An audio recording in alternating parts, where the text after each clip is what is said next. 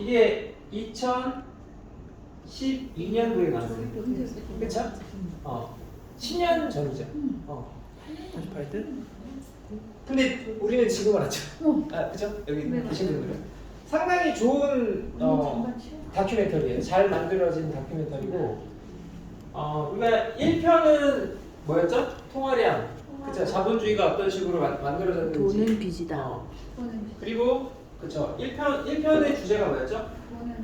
돈은 빚이다. 빚이다. 이게 우리가 무언가를 배울 때 단계별로 배우게끔 이렇게 하는 걸 좋아하잖아요. 단계별로. 그쵸? 근데 사실 저는 그런 거 잘 못해요. 왜냐면 그렇게 하지도 않았고 공부를.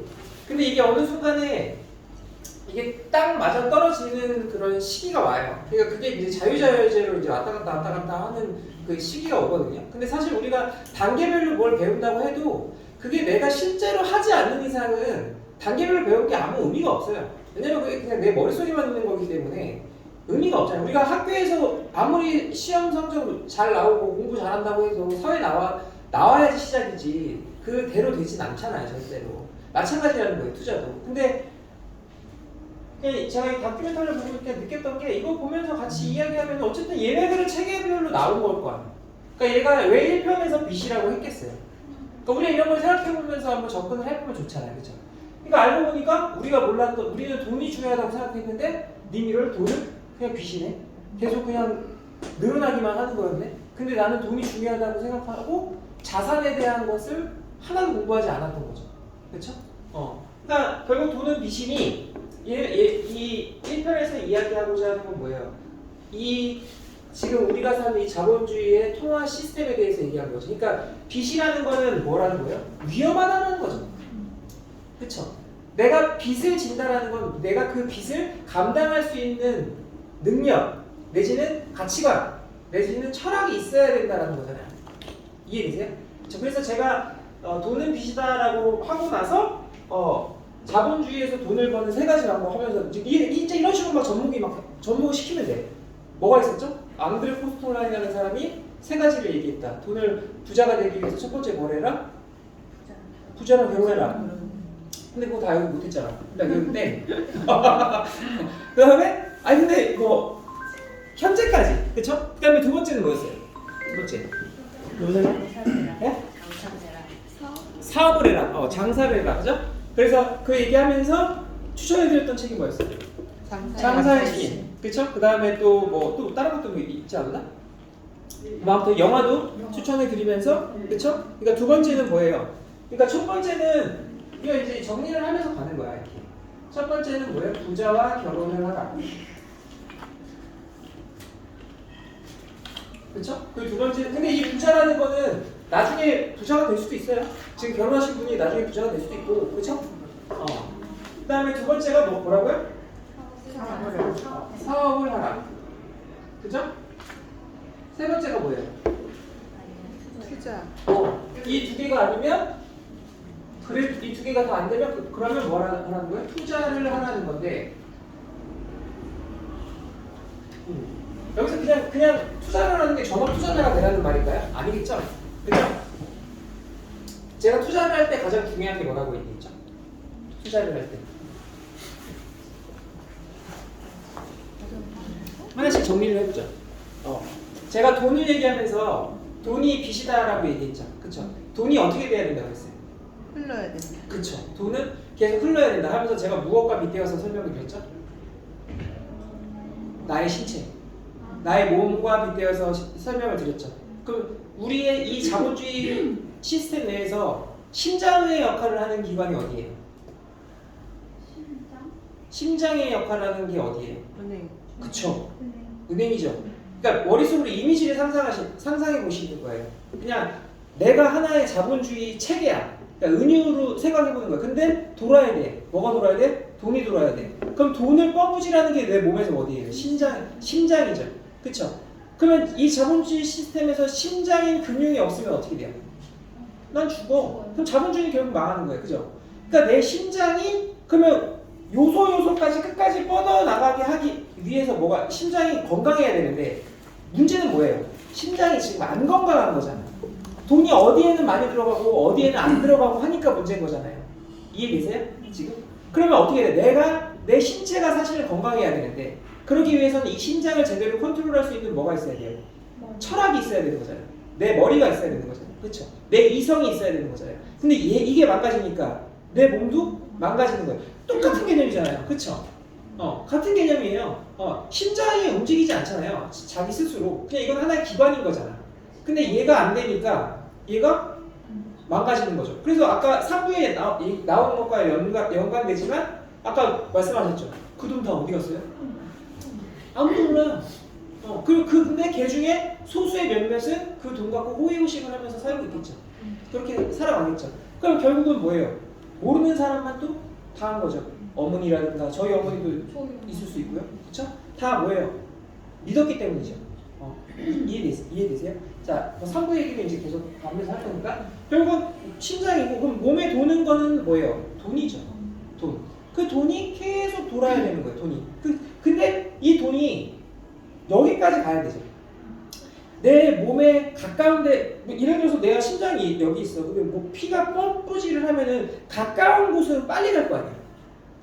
근데 우리가 당뇨병 걸리고 이러면은 피가 막 붓고 이래가지고 피가 순환이 잘 안 되잖아요. 그래서 막 뭐예요? 다리 자르고 발 자르고 이렇게 자르죠. 그렇죠?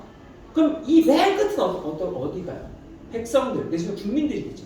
하위, 그러니까 이렇게 표현하면 그렇지만 여러분들 우리 사회가 계급이 없어졌다고 생각하지만 잘 생각해 보시면 과거에는 우리가 과거에 조선시대에는 뭐가 있었어요? 주인이 누구예요? 왕이죠. 전제군주제 이런 말 들어보셨어요? 전제군주제가 어려운 게 아니라 전체 재산이 다 누구 거야? 군주 거다. 다 내 거야, 왕 거잖아요. 이해되세요? 왕을 쳐야 그 나라가 바뀌는 거예요. 그러니까 왕을 인질로 삼아가지고 나중에 막 프랑스랑 영국이랑 과거에 뭐 100년 전쟁하고 이런 거 역사를 봐보면 왕을 잡아. 안 죽여. 왜? 걔를 인질로 잡았다가 나중에 돈 받아야 되니까. 엄청난 돈을 물려갖고 다시 되팔아요. 그런 일들이 막 비일비재했어요. 왜냐면 왕이라는 것은 누가 인정하는 거예요? 백성들이 다 인정하기 때문에 왕이라는 거잖아요. 그 체계가. 그러니까 걔를 함부로 죽여버리면 어때요? 그 새로운 왕이 왔다고 해서 그 왕을 인정해줘요? 안 인정해줘요. 명분이 없기 때문에. 이해되시죠? 그러니까 조선시대도 마찬가지야. 예전에 이순신 그 임진왜란 때도 일본군이 우리나라에 쳐들어와서 바로 그냥 한양으로 바로 왔는데 선조가 어떻게 됐어요? 도망갔죠. 걔는 근데 그 도망간 게 잘못된 게 아니에요. 왜냐면 그 선조가 잡혀보면 진짜 나라의 명의밖에 모를 수도 있기 때문에 걔는 도망갈 수밖에 없었던 부분도 있는 거예요. 그러니까 결국은 뭐예요? 얘기하고자 하는 건 왕이 가장 대빵이에요. 중요한 건. 그렇죠? 그러면 백성들이 돈을 뭐 농사를 짓거나 아니면 상인들이 무슨 물건을 만들거나 이런 걸 해서 다 누구한테 가요? 왕한테 가죠. 그쵸? 그럼 왕한테 재물을 바치잖아요. 그쵸? 그리고 그 당시에는 왕이 뭘 만들었어요? 돈을 만들었죠. 은화, 금화 이런 것들을 왕의 산하에서 대장장이한테 금을 만들라고 시키면 대장장이가 만드는 시스템이야. 그 대장장이가 지금은 뭐예요? 간단하게 얘기해서 은행이 돼버린 거죠. 간단하게 얘기해서. 왜냐면은 그 대장장이, 그러니까 그 금장이라고 표현하는데 그 금장이 뭘 갖고 있어요? 큰 창고가 있었겠죠.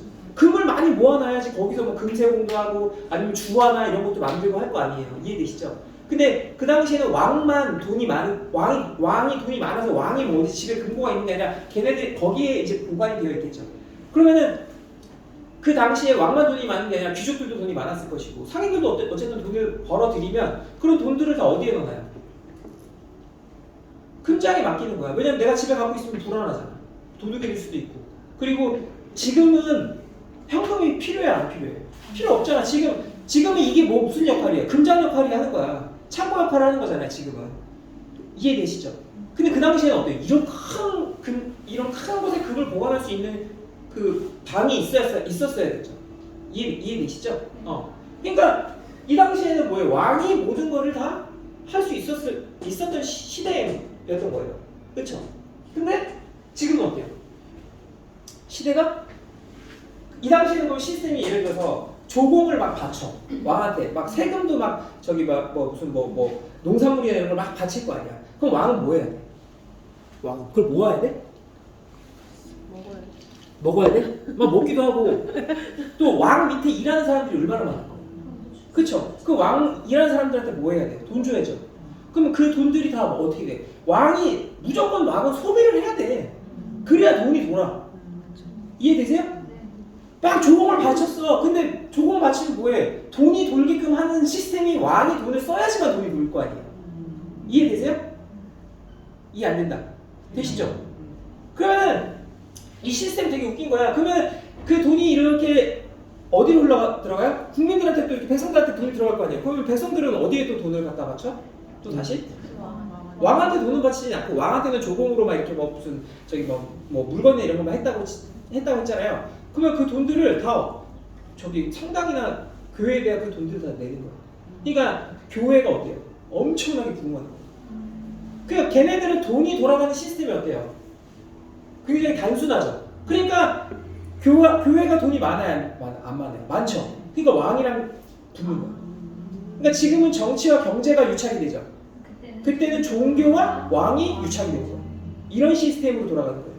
이해되세요? 그러니까 나중에는 어때요? 왕보다 교황의 힘이 더 강했을 시기도 있었죠.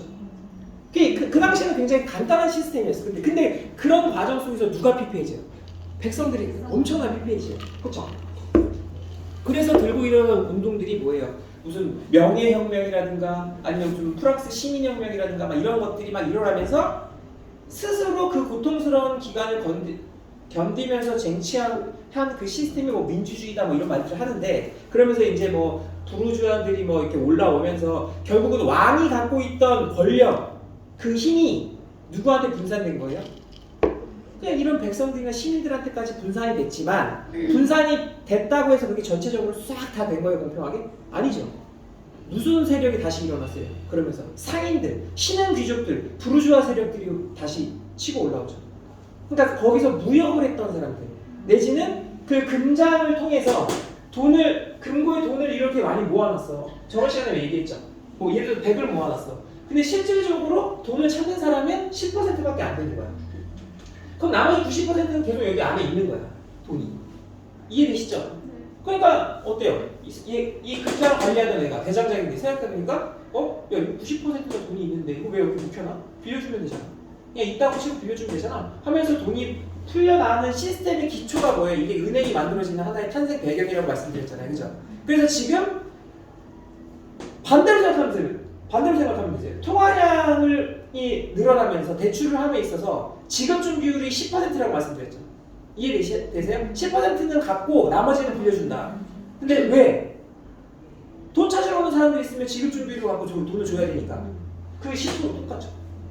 왜? 찾는 사람은 10%밖에 없는 거야. 그러니까 10%만 갖고 나머지 90%를 빌려준다. 지금이랑 별반 다를 거 없죠. 하지만 중요한 건 뭐예요? 얘네가 돈을 갖고 있었어요, 없었어요? 얘네가 갖고 있었다면 걔는 아무것도 없잖아. 그냥 누군가가 그 대장장이도 어느 정도 그 돈은 있었겠지만 얘네가 돈을 다 갖고 있었던 시스템 체계가 아니잖아요, 그죠? 결국은 누구 돈이에요? 다 남들 돈 갖고 지들이 자기네 돈이라고 우러먹었죠.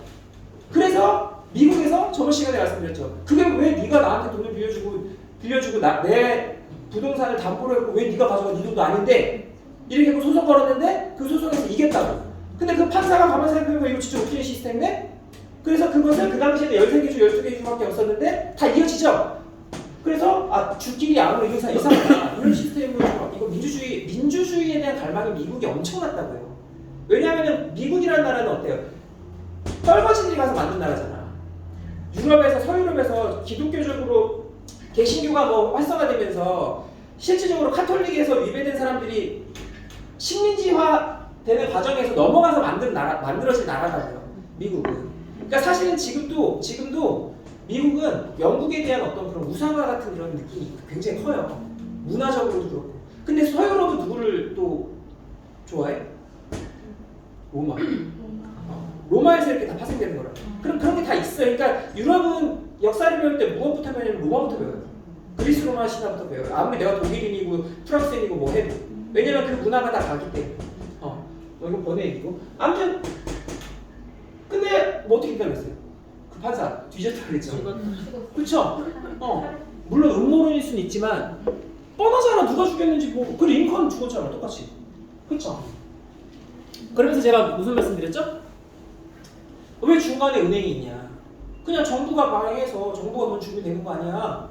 그쵸? 정부가 니네가 아니 정부라는 게 우리가 지금 국가라는 게 우리 눈에 보이진 않지만 우리 관념적으로 우리는 그걸 신뢰하고 믿고 있잖아요. 그쵸? 그럼 정부에서 발행한 돈이라고 한다면 우리가 그걸 믿고 그 나라에서 사용하면 되잖아. 돈처럼. 돈이라는 건 뭐예요? 돌고 돌게끔만 만들어주면 돈인 거야. 그쵸? 돈이란 개념은. 그럼 그 돈이 우리나라는 뭐예요? 화폐. 지금은 화폐 체계로 움직이는 거고 지금 디지털 화폐죠. 예전에는 뭐예요? 그냥 종이 화폐였고 그 전에는 뭐였어요? 주화, 경화, 뭐 금, 은 이런 식으로 결국은 돌 수 있는 시스템만 만들어 놓으면 그거를 우리는 그냥 패라고 한 거야. 패. 근데 돈이라는 그 큰 뜻은 뭐예요? 결국 돌게끔만 돌고 돌아서 돈인 거잖아요. 그러니까 뭐가 됐든 돌기만 하면 되는 거야. 맞죠? 그렇게 만들어 놓으면 되는데 그럼 정부가 있으면 정부가 발행해서 내면 돼. 근데 그걸 미국에서 한 게 그게 그린백, 그러니까 그린머니라고 얘기를 했는데 그거를 막아버린 거죠. 자본가, 그러니까 은행가, 돈이 있는 애. 왜? 이 시스템의 체계를 어디서 벌써 다 만들어놨어? 유럽에서, 영국에서, 네덜란드에서 이런 나라에서 이 은행에 대한 이 돈이 도는 유통이 되는 이 시스템을 다 만들어서 미국이라는 나라가 처음에 딱 만들어졌어요. 그러면 뭐가 필요해요? 돈이 필요하죠. 그쵸? 그러면 얘네들이 돈을 빌려다 썼겠죠. 그러면서 이제 점점점 은행이라는 시스템을 여기서도 만들어가려고 잠식에 들어가려고 했는데 그걸 알고 있었던 몇몇의 사람들이 그걸 막기 위해서 은행 시스템이 절대 들어오게끔 하면 안 된다. 그 자본주의 이 개념에 들어오게끔 하면 안 된다. 우리가 정부가 독자적으로 은행을 만들자 했는데 그게 결국은 어떻게 딱 실패한 거예요. 그러면 지금의 자본주의가 더 견고하게 자리 잡아 가면서 뭐가 일어나요? 어쨌든 기술은 발달하죠. 그렇죠? 그러면서 정보통신 기술도 발달하고 하면서 그 은행의 그 자본들이 어때요? 그 기술이 발달하면서 근본이자, 과거에는 근본이자라고 해서 금을 기반으로 해서 돈을 화폐를 찍어내는 시스템. 근데 미국이 그것도 끊어버렸죠. 야, 앞으로는 기축통화는 금이 아니라 뭐야? 달러야. 그러면서 달러를 앞으로 기축통화라고 해. 그래서 그 달러를 무엇과도 연동시켰어요? 석유랑도. 원유랑도 연동시켰죠. 그래서 원유 거래는 다 뭘로 해요? 달러로 해요. 이해되세요? 근데 원유는 어때요? 사용할 수밖에 없죠. 지금 우리가 기름만 원유예요? 아니죠. 이거 다 원유로 이거 다 석유로 만든 거예요. 그쵸? 모든 것도 플라스틱, 이런 옷들 다 석유로 만든 거라고. 그쵸? 그러니까 그거의 대표적인 기업들은 화학 기업이라고 하잖아요. 화학. 그죠? 저 얘기하다 어디서부터 왔는지 모르겠지만 결국은 뭐예요? 결국은 과거의 백성들이 왕한테, 군주한테 바쳤던, 조공 바쳤던 그런 그 재화들이라고 표현할게요. 그런 것들이 지금은 뭘로 조공을 바치고 있는 거예요? 피수로 조공 바치는 거예요. 이자로. 누구한테? 국가한테? 아니요. 은행한테. 바뀐 거예요. 왕은 없지. 지금 시대는 정부도 은행에다가 정부도 은행에다 이자 받는 거죠. 그쵸? 응. 왜? 화폐 발행권이 어떻게 발행된다고 말씀드렸어요? 채권을 발행한다고 그랬잖아요. 채권은 누구예요? 돈을 빌리는 사람이 발행한다고 그랬죠. 정부가 국채를 발행해서 누구한테 주는 거야? 연준한테 은행한테 주는 거야. 중앙은행한테. 그럼 중앙은행이 나한테 뭘 주는 거야? 돈을 주는 거야. 그럼 나는 그 돈을 어디에 뿌리는 거야? 그냥 일반 은행에 뿌리는 거야. 그럼 그 일반 은행을 통해서 사람들이 와서 돈을 빌려가는 시스템인 거죠. 굳이 왜 내가 돈을 이게 여러분들 잘 생각해보세요. 만일에 이런 것들이 이해가 되고 이게 어떤 금융이 어떻게 돌아가는지에 대한 시스템을 내가 알게 된다면 네? 쉽지 않네요.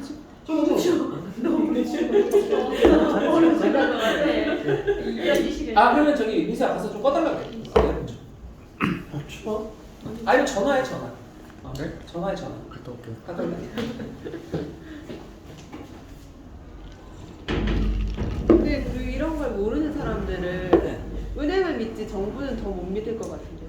만약에 정부에서 돈을 준다고 하면 그 말씀 잘하신 게 여기서도 얘기 나오잖아요. 은행은 우리의 친구가 아니라고. 연금 낮춰달라 할까 꺼달라 할까? 온도를 높여달라고 한다고? 아, 그 꺼도 될것 같아. 피곤한- 꺼도 될 것 같은데? 아, 꺼져. 그러니까 그것도 정부를 못 믿을 것 같아요라고 하셨잖아요. 근데 맞아요. 그럼 그렇다고 은행을 믿을 수 있냐?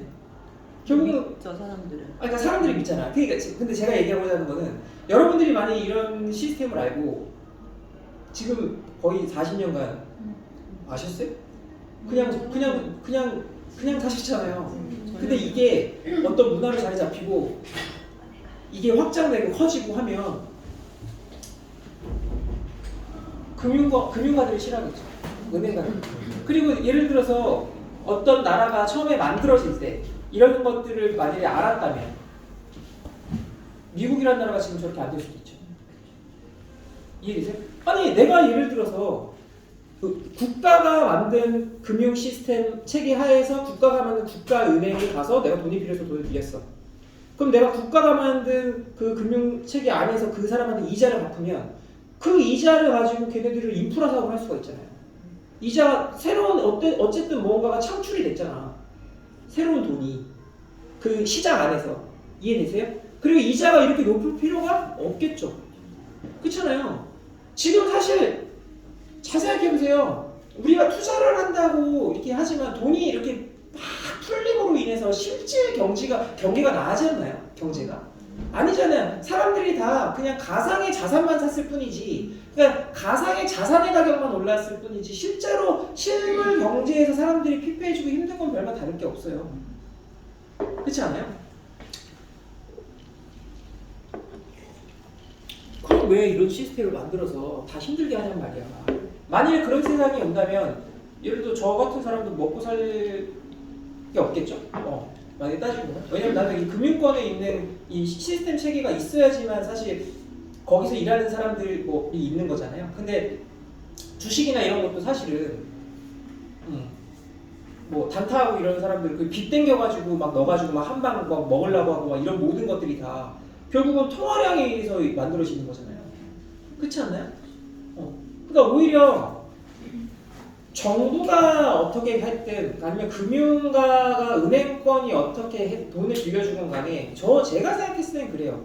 결국은 자기가 어떤 주체의식, 주체사상을 가지고 이 세상을 바라고 살아간다면 결국 민주주의라는 시스템 체계 하에서 자본주의가 돌아갈 때 가장 중요한 것은 내가 얼마만큼 내 삶을 주체적으로 바라보고 관리 감독을 하는가에 문제가 있다는 거예요. 근데 우리가 그러지 못하니까 사실은 이렇게 얘기하면 좀 그렇지만 지금도 사실 뭐 개돼지로 알잖아요. 진짜 아닌 것 같으세요? 맞는 것 같아요. 뉴스 이런 거 보면은 그냥 넘어가잖아요. 지금 좀 이상하잖아요.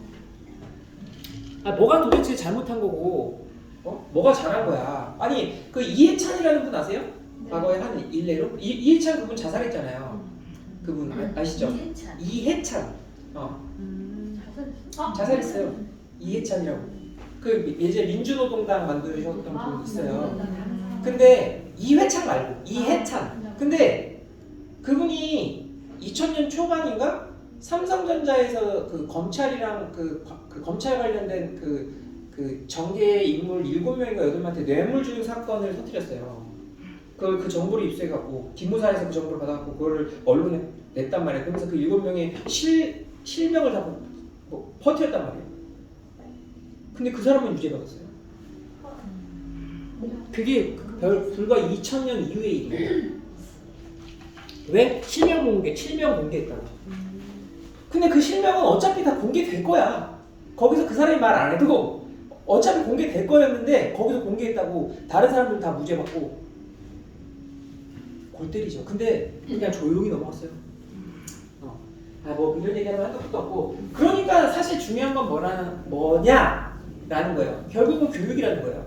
결국은 아무리 뭔가를 알고 뭐 해도 스스로가 투자에 대한 내 어떤 가치관을 정립하지 않고 자본주의 체제 하에서 내가 어떤 삶을 살아갈 것이다라는 내 의식이 없으면 결국은 뭐예요? 계속 조공을 바치는 일밖에 없다라는 거예요. 무엇으로? 핏으로. 그 사람들이 어때요? 어차피 빚지는 세상 이런 얘기 다 그거 뭐예요? 선동이에요. 프로파간다라고요. 빚을 지면 질수록 어때요? 내 시간은 더 없어지는 거예요. 더 피폐해지는 거예요, 사실. 그리고 사실 그 빚이라는 게 뭐 케미에서도 얘기하고 결국 그것을 통해서 무슨 뭔가 제가 저번 시간에 말씀드렸잖아요. 그 돈을 통해서 기업이라는 씨앗을 심으라고. 그걸 자생할 수 있는 체계가 아니잖아. 대부분 사람들이 사용하는 게 그냥 충동 소비잖아. 저번 시간에 배웠던 행복이라는 가치를 그냥 소비를 통해서 느낀다는 거잖아요. 그게 얼마나 이게 그리고 그것도 누가 선동이야? 결국 기업 내지 그 뒤에 자본가 그쵸? 이런 사람들이 무의식적으로 얘기했잖아. 우리가 저번 시간에 이렇게 빙산의 일각이라고 그쵸? 무의식에서 그렇게 만든다고. 이 얼마나 무서운 얘기예요. 결국 이게 뭐야? 선동이잖아. 그쵸? 그러니까 그대로 넘어간 거야. 그대로 옛날에 재화를 조금 바친 거가 지금은 그대로 빚을 조금 바치고 있는 거야. 근데 우리는 그것도 모르고 나는 행복해. 나는 뭐 지금 뭐 이렇게 사는 게 뭐 이게 뭐 당연한 건데 근데 위에서 봤을 때는 어때요? 그러니까 이미지화 시켜보라는 거. 위에서 걔가 자본가라는 애들이 딱 봤을 때는 그래 그렇게 살아. 계속 그렇게 살아. 그렇게 살아야 결국 그 돈이 다 나한테 오는 거야. 이러고 사는 거예요. 그러니까 열받아야 되는 거야. 결국은. 그러니까 어떤 물건도 그지 같아. 근데 막 겁나 비싸. 이러면 개지랄 해야 되는 거야. 이 개새끼 이거 좀 이해되세요? 나 얼마 전에 뭐 공조 2가 제가 영화 보는 걸 진짜 좋아하거든요. 공조 2 뭐 이런 영화가 나왔는데 재밌대요? 네. 그러니까 우리가 이런 거에 속으면 안 된다는 거야. 그러니까 400만, 500만이면 재밌다 이게 아니야 그게. 그러니까 그 영화 보면은 뭐 맥락도 없고 개연성도 없고 그냥 현빈 저 다니엘 헨이 나와가지고 무슨 영화 자체가 아니 씨발 우리나라에서 뭐 북한군이 넘어왔는데 CIA가 우리나라를 왜 오냐고. 그러니까 말도 안 되는 얘기를 갖다가 설정을 해놔가지고 그게 재미없다는 게 제 의견이에요. 아니 그랬는데 그게 재밌대. 그게 기만하는 거야. 그거 어떻게 보면은 그 우리나라가 얼마나 대단한 영화들이 지금 많이 나왔어요. 그죠? 헤어질 결심이라든가 헤어질 결심 그런 거 보셨어요? 그리고 저기 뭐야 봉준호 감독 이런 제가 추천하는 영화들은 다 진짜 좋은 영화들이에요. 안 보셔서 그렇지. 근데 그런 거지 같은 영화 만들어 놓고 걔네들이 그럼 그거 왜 그렇게 만들었을까요? 어차피 얘네들 쓰면 웬만하면 다 봐. 그리고 언제 개봉해? 추석 때 개봉하면 다 봐. 이런 거 자체가 존나 열받아야 되는 일이라고. 그러니까 나를 무시하는 거야 이거는. 어떤 면에서 이렇게 생각해야 된다고 나는 생각한다는 거예요. 그 자체가. 물론 그냥 한번 재밌게 그냥 이렇게 볼 수도 있어. 근데 그러기에는 지금 영화비가 너무 많이 올랐어. 3편 보는데 15,000원이 이래요. 옛날에 그래도 8,000~9,000원이었지. 그럼 여자친구랑 같이 이렇게 해갖고 영화 보면 3만원 넘지? 거기다 팝콘 먹고 뭐 이거 하면 5만원 그냥 나가는 거야. 이 어떤 느낌인지 이해가 되세요? 그러니까 우리가 뭔가를 사거나 무언가를 생각할 때 뭐 처음에 뭘 해야 된다? 그냥 사는 게 아니라 멈춰 생각해. 이게 정말 필요한 거야. 꼭 얘기했잖아요. 그쵸? 그런 시스템을 갖고 마지막에 내가 그걸 책임질 수 있으면 초이스하라는 거예요. 근데 그게 안 되면 어때? 집안에 그냥 쓰레기만 쌓이는 거야. 돌지 않는 쓰레기. 분명히 말씀드렸어요. 내가 이걸 이렇게 쓰고 여기다 이렇게 하는 순간 얘는 자산이야. 왜냐면 이거는 그때 활용이 되잖아. 근데 이게 그냥 여기 이대로 가만 놔두고 있어. 집안에 이렇게 있어. 이거는 쓰레기예요. 그냥. 그럼 내가 이걸 어떻게 재해석하는가의 문제에 있는 거예요. 모든 것들이 다. 그럼 결국 모든 것들이 다 뭐다? 도구예요. 도구. 그럼 내가 왜 도구의 노예가 돼야 돼? 자동차도 다 도구예요. 결국은. 그냥 저번 시간에 말씀드렸잖아요. 핸드백? 그냥 뭐 물건 담는 거야.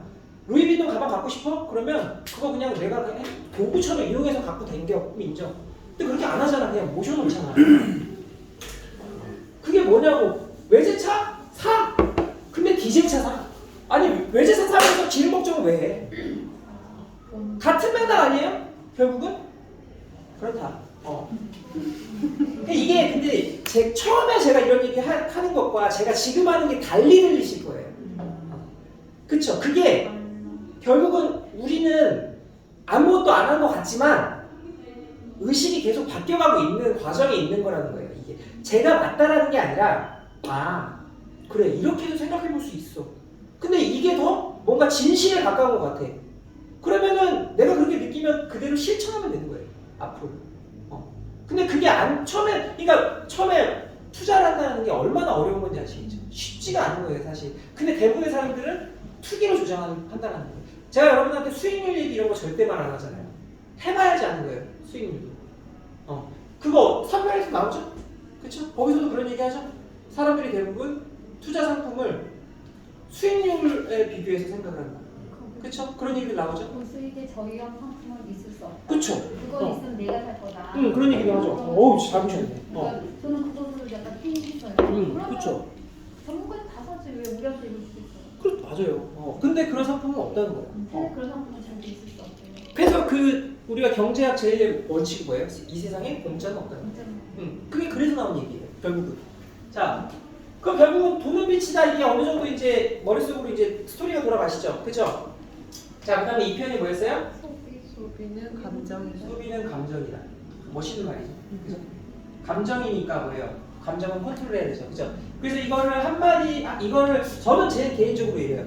이렇게 생각해요. 이 편을 한마디로 딱 축약하면 그 행복지수. 그죠? 행복지수는 뭐분의 뭐였죠? 탐욕분의 아니 벌써 다 까먹으셨어. 탐욕분의 뭐야? 소비다. 그죠? 이 말은 뭐예요? 결국 행복지수가 높아지기 위해서는 분자를 높이거나 그죠? 분모를 줄이거나 해서 절대값을 높여야지만 행복지수가 올라간다라는 거였죠. 그쵸? 근데 아이러니하게도 참 이 사람 이렇게 똑똑한 사람들이 이럴 때는 부러워. 이런 거 이거 그냥 언어잖아. 그냥. 이거 그냥 언어를 그 숫자화한 거잖아요. 수로 만든 거잖아요. 이해되지? 그 숫자도 하나의 언어인 건데 멋있게 만들었죠. 근데 아이러니하죠. 이 소비는 결국 어디서 와요? 탐욕에서 오잖아. 그러니까 나는 네 행복의 절대치를 만들 수가 없는 거야. 결국은 한계가 오는 거라는 거예요. 이 기가 막힌 표현이잖아요, 이게 진짜. 그러니까 결국은 뭘 하는 거예요? 이 탐욕을 내가 다른 에너지로 절제해야 될 필요가 있다. 그러면서 탐욕뿐만이 아니라 감정이니까 결국 탐욕은 감정이죠. 그러니까 거기다가 뭐 두려움, 그다음에 무슨 뭐 외로움, 그렇죠? 그런 것들 때문에 사람들이 소비를 한다라고 얘기가 나왔죠. 그렇죠? 근데 그런 감정이 올 때 내 스스로 그 감정을 컨트롤하고 그걸 다른 에너지로 바꿀 수 있어야 된다. 그렇죠? 그러면서 이제 know yourself, 너 자신을 알아야 된다. 뭐 이런 과정이 필요한 거다. 뭐 이런 식으로 얘기 저번 시간에 했었죠. 그렇죠? 그 다음에 이제 3편이죠. 혹시 이 편에서 뭐 내가 더 하고 싶은 얘기가 있다. 나는 이게 되게 인상 깊었다 이런 거 있으세요? 그럼 넘어갈게요. 3편 제목이 뭐였죠? 금융지능. 그렇죠. 금융지능. 우리는 과연 금융지능이 있는가? 없죠. 없었죠. 그쵸? 없었죠. 그럼 이제 만들어 나가면 되죠. 근데 이 금융지능이라는 게 사실은 뭐인 것 같으세요? 이게? 이제 키워드를 하나씩 이제 우리가 이 3편에 나온 키워드를 하나씩 한번 잡아볼까요? 어떤 것들이 인상을 주세요? 떠오르는 2편에서도 우리가 키워드 잡았던 것처럼 3편을 보고 내가 인상 깊었던 어떤 단어라든가 어떤 설정이라든가 저는 처음에 말씀드렸던 고수익, 저위험이 제일 많이 저위험 고수익 네. 고수익은 없다. 뭐 여기 있을 수 있겠죠. 또 펀드 수수료. 펀드 수수료. 펀드 수수료. 은행은 우리들의 친구가 아니다. 은행은 친구가 아니다. 또 금융교육도 네. 기억에 남아요. 금융교육. 금융교육. 네. 금융교육. 맞아요. 금융교육. 마지막에 이제 금융교육 해야 된다 이렇게 나오죠. 그래서 그 외국에서 그쵸. 금융교육 하면서 나왔던 게 뭐예요? 돈으로 할 수 있는 거 4가지 이렇게 나오잖아. 그쵸? 저축. 투자, 기부, 저축, 기부. 소비. 그쵸. 소비. 이런 얘기 나오잖아요. 그쵸? 또 되게 이 3편도 되게 중요한 얘기 많이 나와요. 저는 BIS. BIS. 좋아요. 이걸 BIS 설명드릴게요. 후순위 채권. BIS 하면서 후순위 채권 얘기했죠. 네, 같이. 후순위 채권. 또 뭐가 있을까요? 다 나왔어요? 다 하나씩 말씀하셨나? 말씀 안 하셨죠? 하나 말씀해 보세요. 아무거나 보시고 느낀 거. 이게 그냥 답이 아니어도 답 없어요. 그냥 내가 보고 느낀 거 그냥 말씀하시면 돼요. 그냥 은행이 그 비 올 때 우산을 쓰여주지 않는다. 은행은 비 올 때, 그러니까 요거랑 비슷한 내용이네. 은행은 친구가 그게 아니라. 우산을 씌워줄 것처럼 하는데 알고 보면은, 그러니까 근데 이게 있잖아요. 잘 생각해 보세요. 우리가 돈 빌려러 할 때는 누가 갑이야? 얘가 갑이야. 내가 얘한테 돈 빌려고 하면. 그럼 돈 얘가 나한테 빌려주면 누가 갑이에요? 내가 갑이야. 맞죠? 똑같아요. 인간의 심리나 이게. 사실 따지고 보면 보험도 그렇잖아요. 보험 가입해달라고 갈 때는 얘가 갑이야. 가입하고 나면 내가 갑이잖아요. 같은 개념인 거예요. 그쵸? 사실 그 문제가 이 펀드 수수료랑도 연관이 되어 있죠. 그쵸? 그리고 되게 중요한 거 안 나왔는데? 그 금융지주 회사법. 금융지주 회사. 그렇죠. 금융지주 회사. 자, 맞아. 이것도 되게 중요한 포인트죠. 그 다음에 보험은 투자가 아니다. 보험은 투자가 아니다. 그럼 보험은 뭐죠? 그냥 보험을 들려면 들지 투자로는 들지 마라. 보험은 투자를 하지 마라. 음. 맞아요. 아니 그것도 나왔잖아. 회전율. 매매. 매매 회전율. 그쵸? 15,000원 거예요? 매매 회전율. 하면서 우리나라가 뭐 6,800%였나? 뭐 아무튼 매매 회전율도 나오고 또 리먼 브라더스. 리먼 브라더스는 뭐랑 좀 연관이 있을까요? 리먼 여기 이거는 저기 뭐야 도덕적 해이라고 쓰죠. 파생상품. 리먼 브라더스. 그렇죠. 파생상품. 많이 아시네. 거의 다 나온 것 같아요.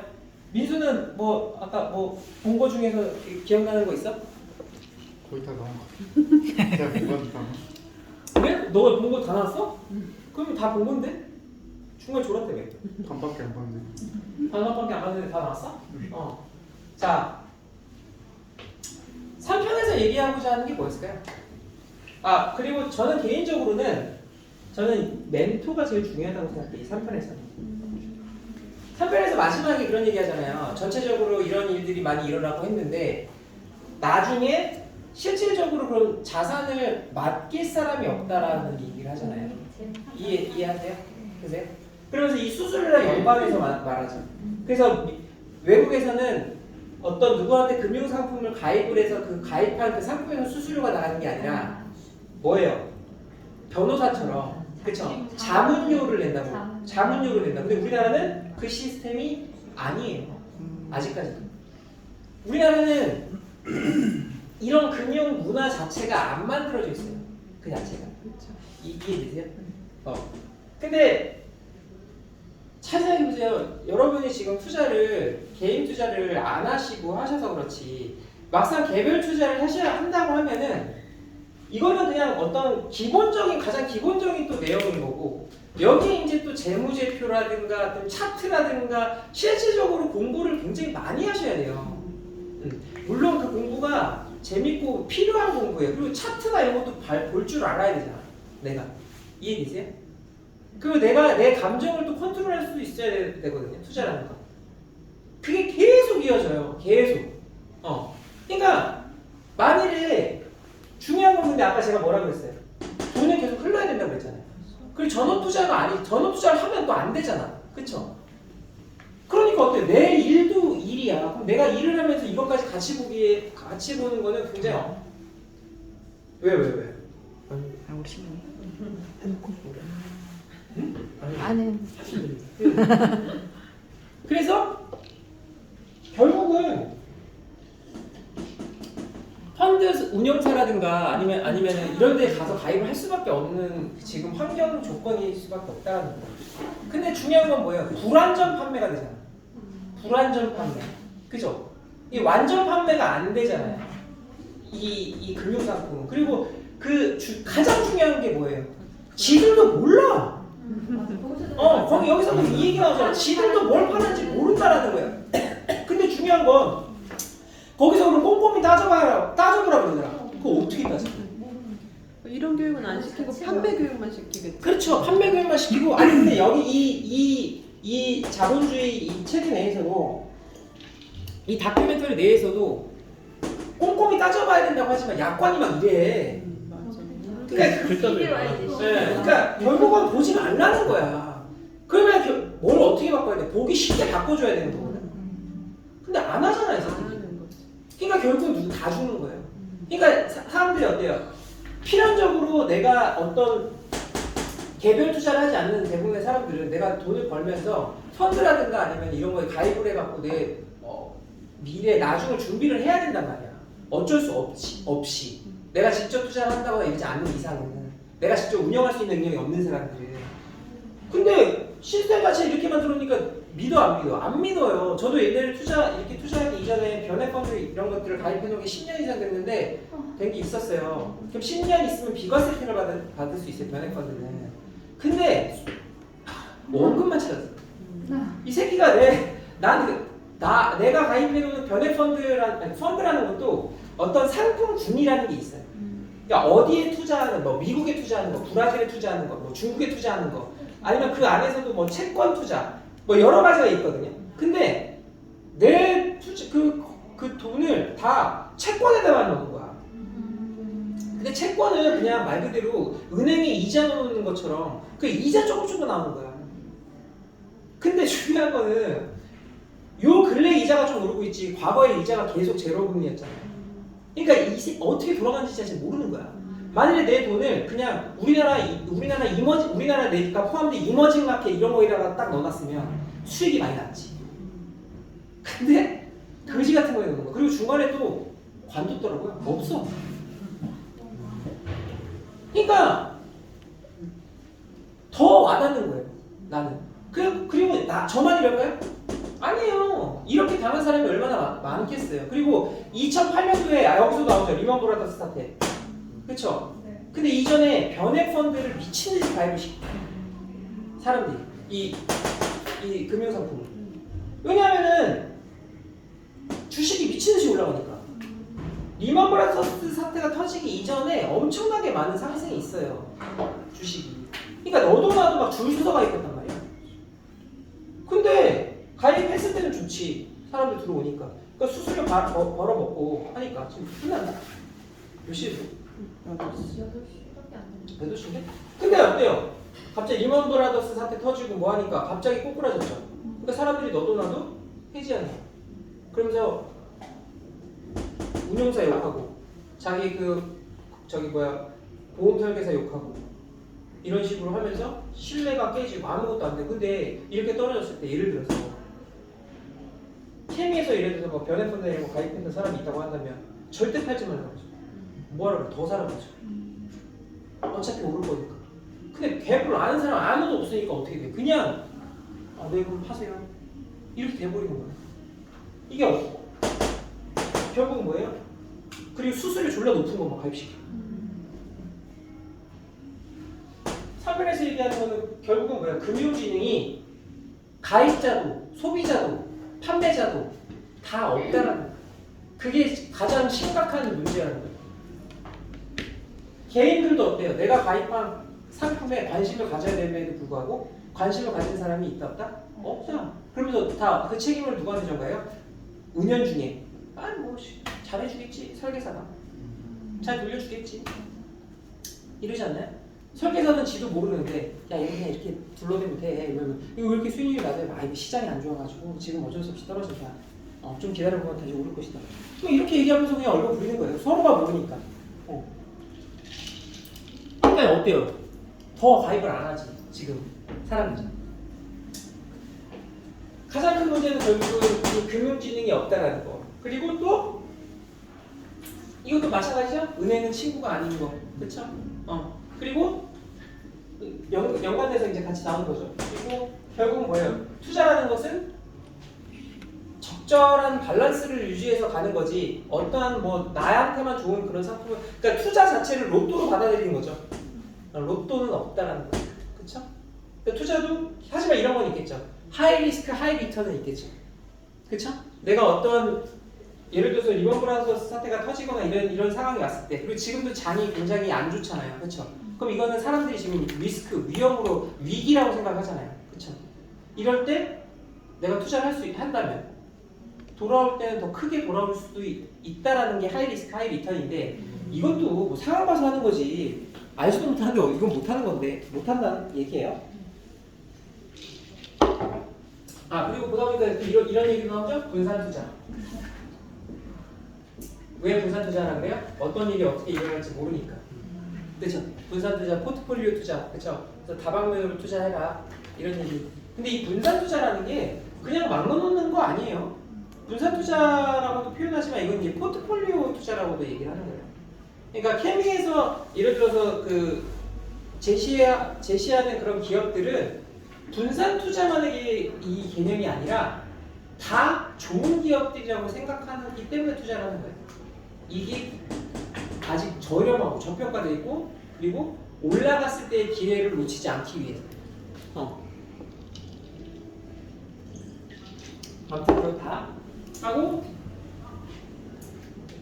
또 지금 요것도 같은 개념이죠? 매매 회전율. 우리나라가 매매 회전율이 제일 높죠? 전 세계적으로. 그쵸? 매매 회전율이라는 게 뭐냐면요 이런 거예요. 내가 예를 들어서 100만 원을 투자를 했어요. 그럼 100만 원을 다 뺐다가 다시 집어넣으면 매매 회전율이 100%인 거예요. 그럼 이것이 도대체 몇 번을 6,800%면 이게 뭐야? 68번 뺐다 넣었다 했다는 얘기잖아요. 그쵸? 그러니까 이 남의 돈을 가지고 이 지랄을 떠는 거 아니야? 그쵸? 왜냐면 이거 운영사 애들이 이 돈 갖고 하는 거잖아. 남의 돈 갖고. 그러니까 금융이라는 시스템이 진짜 족같은 거라니까 생각해보면. 자기들은 수수료 68번 받고 간 그 거. 저기는 가져가는 거예요. 그 자체가. 이 돈을 다 챙기고 그리고 이익 올라가면 이익에서 또 수수료 나가고. 손해는 우리한테 대박이네. 무리하고 네. 원금에서 빼고 삭감하고 그럼 은행이나 보험회사 이런 데는 안 망하겠네요. 제가 아까 말씀드렸잖아요. 아까 그것도 나왔죠. 아까 그 저기 저축은행. 저축은행 망했어요? 망하지 않았어요? 저축은행 안 망했잖아요. 사라지지 않았어요? 아유 저축은행이 왜 사라져요? 그냥 망하. 제가 그거 말씀 안 드렸어요? 첫 번째 시간에 두 번째 시간이니까 금융의 계보해갖고 쫙 보여드렸잖아. 제일 위에 뭐가 있어요? 은행이 있고 쫙쫙쫙쫙 날 보여드렸죠. 근데 거기 저축은행이 있었어요, 없었어요? 저축은행이 있었어요. 그럼 여러분 KB 이게 뭐냐면요. 금융지주회사가 뭐냐면 옛날에는 간단하게 말씀드리면 투자회사가 있고 투자은행이죠. 그다음에 상업은행이 따로 있었어요. 이걸 나눴어. 투자은행 사업 그러면 상업은행은 뭐 하는데요? 돈 빌려주고 대출금 그러니까 예를 들어 돈 빌려주고 갚는 거. 그걸 상업은행이야. 투자은행 말 그대로 갖고 있는 돈을 갖고 투자하는 거야. 돈이 따로 들어갔어. 이해되세요? 돈이 따로따로 들어가잖아. 회사 자체가 다르니까. 근데 이거를 합쳐버린 거예요. 지주회사라는 개념이고 지주회사가 뭐예요? 제일 우주 넓이의 모회사인 거예요. 그러면 KB금융이라는 게 있으면 KB금융이 있으면 이 밑으로 제1금융부터 시작해서 카드까지. 카드문 있죠? 카드문. KB카드 다. 이 KB금융 밑으로 다 있는 회사가 다 있는 거야. 그럼 여기 옛날에는 돈이 나뉘었어. 그쵸? 그러니까 얘네만 잘못되면 그냥 얘네에서 끝날 수 있었어. 이해되세요? 근데 이렇게 다 합쳐져 버리니까 얘네 돈들이 다 어떻게 돼요? 다 같이 움직이는 거야. 그러니까 투자 한번 잘못하면 얘네 가치가 다 휘청거리는 거야. 그러면 KB은행도 금융 안에 속하는 거예요? 지주니까 KB금융 안에 제일금융 KB은행 KB은행, KB카드가 있고 뭐 KB보험이나 다 있죠. 이 안에 그래서 여기 저것도 있잖아요. KB생명, KB손해보험 다 이렇게 들어오는 거예요. 근데 예전에 토마토 저축은행 막 이런 것들 있죠. 그런 것들이 어딘지는 제가 기억은 안 나는데 KB, 신한, 우리 지주 다 지주화됐죠. 거기 어디에 다 그냥 걔네들이 다 사갔어. 다 편입됐어. 이해되세요? 그 밑으로 왜 그랬을까요, 여러분? 근데 이게 골 때리는 거예요. 이 자본주의가 왜 사갔을까요? 자 여러분, 자 이제 아까 이 몸의 빗대어서 이제 얘기를 하는 거야. 내가 심장과 가까이 있는 부분이 뭐예요? 주요 요직이죠. 그렇죠? 그러면 주요 요직은 심장과 같은 기능을 하는 게 제1금융이죠. 제1금융이 뭐예요? 우리가 아는 제일 큰 은행들, 신한은행, KB은행 이런 애들. 그런 애들은 제일 큰 기관들, 큰 기관들은 사실 우리 몸에서 뭐예요? 기업이라고 볼 수 있겠죠. 기업들일 거 아니에요, 기업들. 그쵸? 이해 안 된다. 이해되시죠? 제1금융 가서 돈 빌리라고 하는데 돈 빌리기 진짜 겁나 빡세요. 제1금융은 돈 웬만해서 돈 안 빌려줘요. 내 신용이 좋지 않은 이상. 그럼 뭐예요? 신원조에 들어간다고. 신용 좋아도 직장 없으면 안 돼, 안 빌려줘요. 영업 틱 던져주고 안 빌려줘. 그쵸? 대부분 제1금융은 누구를 돈을 빌려줘요? 기업들을 빌려줘. 그럼 그 기업 이외에 뭐가 있어요? 우리 뭐예요? 근육 같은 게 있을 수 있죠. 근육. 그럼 근육은 뭐예요? 정말 신용 좋은 애들. 우리 몸짱 되고 싶어 하잖아. 그렇다고 해서 우리가 지방이라는 얘기는 아니에요. 우리가 체지방이라는 얘기는 아니야. 근데 여러분 체지방이 가장 중요한 거 아시죠? 어디 우리가 고립되면 지방 없는 사람들이 제일 먼저 죽어요. 진짜 얘네들이 그 영양소 역할을 해줘. 이런 걸로라도 위로해야지. 이게 장난이고 결국은 뭐야? 그 지방 그 근육들이 뭐예요? 그냥 신용 좋은 사람들. 그런 사람들을 제1금융에서 돈 빌려줘. 담보를 받죠. 너 담보 뭐 있어? 주식 담보, 자동차 담보, 그 다음에 뭐 집, 부동산 담보 이런 걸로 받아. 그러면 우리 같은 사람들은 어떻게 해? 우리 같은 사람들은 제2금융을 빌릴 수가 있어요. 제 금융은 어디? 네? 새마을금융. 제2금융은 농협 이런 것도 있어요. 농업도 제2금융, 지역. 새마을금고 이런 것들 있죠. 이런 것들은 중앙농협 신협 뭐 이런 것들 다. 2금융이에요. 농협은 제가 알기로는 2금융이에요. 농협 중앙이고. 중앙은 농협 자체가 농협도 근데 이 시스템은 이거랑 똑같아요. 똑같아요. 근데 농협은 실제적으로 농협이 갖고 있는 돈은 그 농협 중앙 회원들 돈이잖아요. 그러니까 걔네는 회사 자체가 지주회사라기보다는 합자회사일 거예요. 그러니까 이렇게 돈을 이렇게 그러니까 우리가 주식회사 이러면 어떤 대표가 딱 있잖아요. 근데 걔네는 대표가 계속 바뀌거나 아니면 그 힘이 되게 이렇게 강한 애들 몇 명이 이렇게 해가지고 만드는 회사. 좀 달라 느낌이. 근데 걔네도 상장돼 있어요. 그리고 뭐예요? 이제 2금융 중에 이제 저축은행. 옛날에는 신용금고 같은. 신용금고. 그렇죠? 신용금고인데 보세요. 이게 골 때리는 거야. 왜 은행으로 바꿨을까? 그러니까 저축. 원래는 은행으로 바꿔준 거야. 왜? 신협이나 이런 곳에는 잘 돈을 안 맡기는 거야. 그러니까 은행이 아니니까 불안한 거야. 뭐 지금 대부분 사람들도 은행에 예금하고 있지. 그런데 예금하고 싫잖아요. 그러니까 근데 어때? 돈은 또 빌려줘야 돼. 걔네들도 예금하는 돈이 있어야지 빌려줄 거 아니야. 이해되세요? 그러니까 이제 이름을 바꿔버린 거야. 야, 그러면 이렇게 하지 말고 금융위원회 이런 데서. 그러니까 그런 애들도 사실 따지고 보면 개새끼들이야. 따지고 보면. 진짜 그래요. 이번에 론스타 사태 이런 거 터진 거 그런 거 보셨죠? 그것도 지금 윤석열 정부에서 한따까리 하는 새끼들이 그때 다 팔아먹은 거잖아요.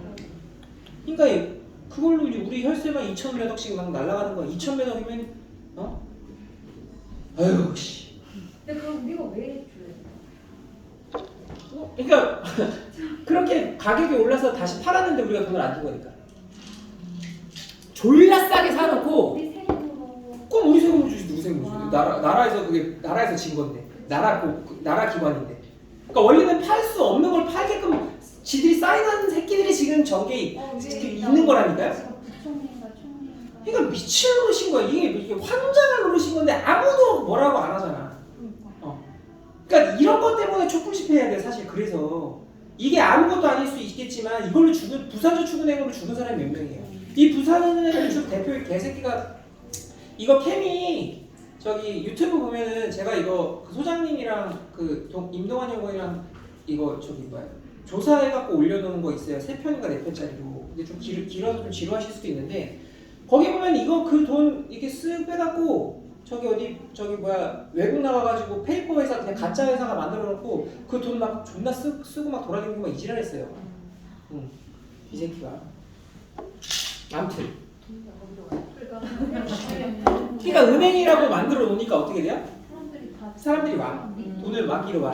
근데 이 새끼들이 뭘 팔아가냐면 아까 이제 여기서 BIS라는 기준이 나오는 건데 이 BIS라는 게 뭐냐면 실질적으로 은행은 무엇으로 돌아가요? 부채로 돌아가죠. 부채로.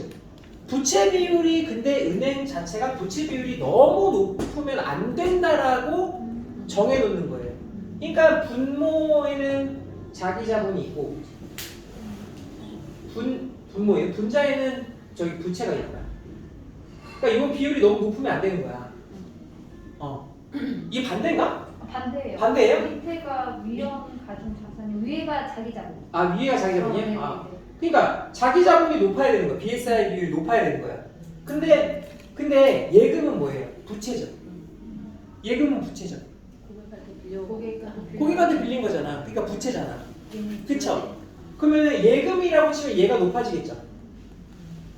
이해되세요? 이해되세요? 그러니까 얘네가 뭘 파는 거냐면 후순위 채권이라는 걸 팔아. 이게 뭐냐면 쉽게 얘기해서 채권이라는 거를 상품화 시키는 거야. 그러니까 간단하게 얘기해서 이런 거야. 내가 누군가한테 돈을 예를 들어서 내가 누군가한테 돈을 빌려줬어. 그러면은 내가 뭘 갖고 있어? 나는 채권을 갖고 있죠. 이해되세요? 여기까지 이해되시죠? 네. 근데 돈을 빌려주면 그 채권에는 뭐가 적혀 있다고 했어요? 만기와 이자가 적혀 있다고 했죠. 근데 내가 돈을 빌려줬는데 예를 들어서 그 채권이 예를 들어 10년물이야. 10년물이야. 그리고 이자가 5%야. 이럴 수 있어요, 없어요? 있죠. 이해되세요? 이해 안 돼요? 아니 내가 예를 들어 형님한테 1억을 빌려줬어. 근데 1억을 10년간 빌려준 거야. 그럼 나는 1억을 빌려준 거에 대한 채권을 갖고 있잖아요. 그러면 나는 10년 동안 이 채권을 갖고 있는 거잖아. 그럼 나한테 돈을 갚았을 때 채권을 주면서 계약이 딱 끝나버리는 거잖아. 없어지는 거잖아요. 이해되시죠? 여기까지? 근데 나한테 돈을 빌리러 왔어. 그럼 나는 그러면 연마다 5% 이자를 받죠? 여기까지 이해되시죠? 근데 내가 이거를 그 채권을 갖고 있어. 근데 이 채권을 얘한테 파는 거야. 다른 사람. 다른 사람한테. 다른 사람한테 팔면서 야 너 이 상품을 너가 사. 그러면서 야 이거 한 4% 이자 쳐줄게. 이 상품을 사라. 이렇게 하는 거야. 그러면 1억에 4%의 이자를 먹는 걸로 얘가 나한테 이 상품을 사는 거야. 다 돈을 주고. 그럼 나한테 다시 돈이 들어오죠. 그럼 그 돈을 또 다른 사람한테 빌려줘. 또 채권을 또 사. 그럼 그 채권을 또 다른 사람한테 빌려줘. 이해되세요? 그럼 왜? 왜냐면 이자가 얘 입장에서는 이자를 받을 수 있으니까. 그 채권을 갖고 있으면 이자를 받을 수 있잖아. 근데 중요한 거는 예금을 하면 빚인데 나는 상품을 팔았잖아. 그러니까 그걸 자산이 되는 거야. 그러니까 자기 자본은 어떻게 돼? 올라가 버리는 거야. 효과가 나는 거잖아. 부채로. 그러니까 BSI라는 거 자체도 졸라 웃긴 거야. 시스템 자체가 뭐를 무슨 안전하게 많이 이런 거 자체가 말이 안 되는 거야. 금융 시스템은 그런 말 자체를 믿지 말라는 거예요. 우리가 뭘 해도 나조차도 믿지 말라고 하잖아요. 이해되세요? 근데 사람들이 주니까 이자를 많이 주니까 1금융보다는 이자를 많이 주니까 여기 몰리는 거야. 1금융보다는 이자를 많이 줄 거 아니야. 내가 돈을 빌려줘도 1금융보다는 이자를 많이 받을 거 아니야. 1금융에서 2% 이자 받는 걸 나한테 돈 빌리면 4% 이자를 줘야 되지만 1금융에서 돈을 안 빌려주니까 나한테 온 거잖아요. 그러니까 어쩔 수 없이 이 사람은 돈이 필요하면 나한테 돈을 빌릴 수밖에 없는 시스템인 거잖아. 이해되시죠? 단 문제가 뭐야? 1금융이 왜 안전해? 어쨌든 담보라는 게 있잖아. 근데 이 사람은 담보가 있어요, 없어요?